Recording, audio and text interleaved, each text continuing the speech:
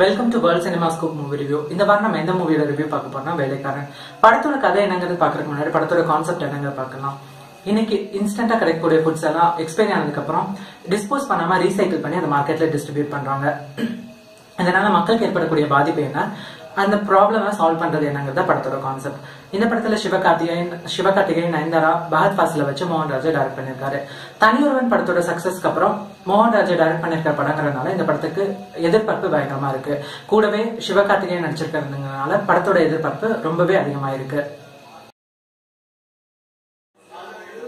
இந்த படத்தோட கதை என்னன்னா, சிவகார்த்திகேயன் ஒரு ஸ்லம் ஏரியால தன்னோட குடும்பம் நண்பர்கள்னு மகிழ்ச்சியா தன்னோட வாழ்க்கையை நடத்திட்டு இருக்காரு. ஒரு கட்டத்துல ஒரு ஃபுட் ஃபேக்டரியில வேலைக்கு போறாரு சிவகார்த்திகேயன்.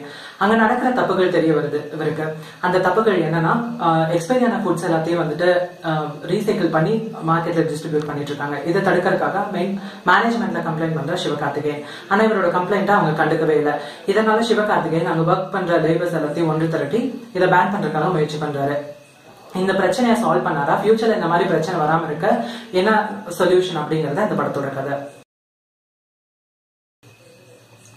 இந்த படத்துக்கு முக்கியமான இடமே சிவகார்த்திகேயன் வாழ்ற ஸ்லம் தான்.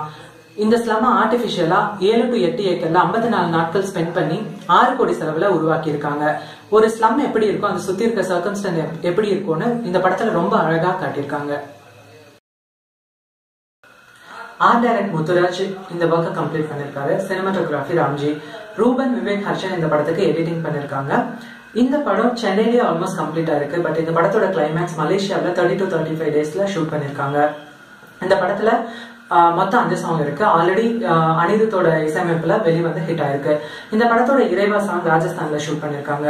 இந்த படத்தோட பேக்ரவுண்ட் மியூசிக் இந்த படத்துக்கு மேலும் சுவாரஸ்யத்தை கூட்டியிருக்கு. தமிழ்நாட்டிலேயே மொத்தம் 36 கோடிக்கு விற்பனையா இருக்க படம் இந்த படம். சிவகார்த்திகேயன் நடித்த படத்திலேயே ரொம்ப அதிக விலைக்கு விற்பனையான படம் இந்த வேலைக்காரன் படம். இந்த படத்துல ஸ்ட்ராங்கான ஒரு சோசியல் மெசேஜ் இருக்கறனால சிவகார்த்திகேயனோட ரசிகர்களுக்கு மட்டும் இல்லாம சென்ட்ரலைஸ்டு ஆடியன்ஸையும் கவர்ந்திருக்கு இந்த வேலைக்காரன் படம். இன்றைய காலகட்டத்துல நம்மளோட டைம்ஸை சேவ் பண்றதுக்காக ஃபாஸ்ட் ஃபுட்ஸும் இன்ஸ்டன்ட் ஃபுட்ஸ்க்காக தேடி நம்ம போயிட்டு இருக்கோம். அதை சாப்பிடறதுனால நமக்கு ஏற்படக்கூடிய பாதிப்புகள் என்ன, அதை தடுக்கிறதுக்கான தீர்வுகள் என்ன என்பதை இந்த வேலைக்காரன் படத்துல நமக்கு காட்டியிருக்காங்க. நம்ம மனதில் ஏற்படக்கூடிய கேள்விகளும் அதற்கான பதிலுமா இந்த படம் அமைஞ்சிருக்கு. மொத்தத்துல வேலைக்காரன் படம் குடும்பத்தோட எல்லாரும் பார்க்க வேண்டிய படம்.